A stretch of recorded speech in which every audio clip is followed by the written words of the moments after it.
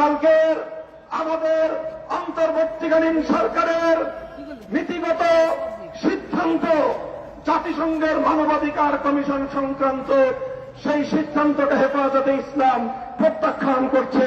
হেফাজতে ইসলাম এই সিদ্ধান্ত মানে না, এই সিদ্ধান্ত কার্যকর হতে দেবে না। জাতিসংঘের ইসলাম বিরোধী, মানবতা বিরোধী পশ্চিমা সমাজ দর্শনের মানবাধিকার বাংলাদেশের মানুষ বিশ্বাস করে না।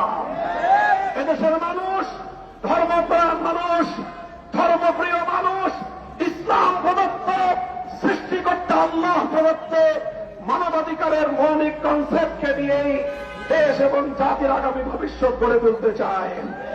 আমি জাতির কাছে জানতে চাই, যদি দেশের স্বাধীনতা রক্ষার প্রয়োজনে সমকামিতার মতো অসভ্যতা এবং এই জাতীয় অস্বাধীনতাকে রুখে দেওয়ার জন্য যদি আবার আমাদেরকে যুদ্ধে নামতে হয়, রক্ত দিতে হয়, কারা কারা প্রস্তুত থাকবে?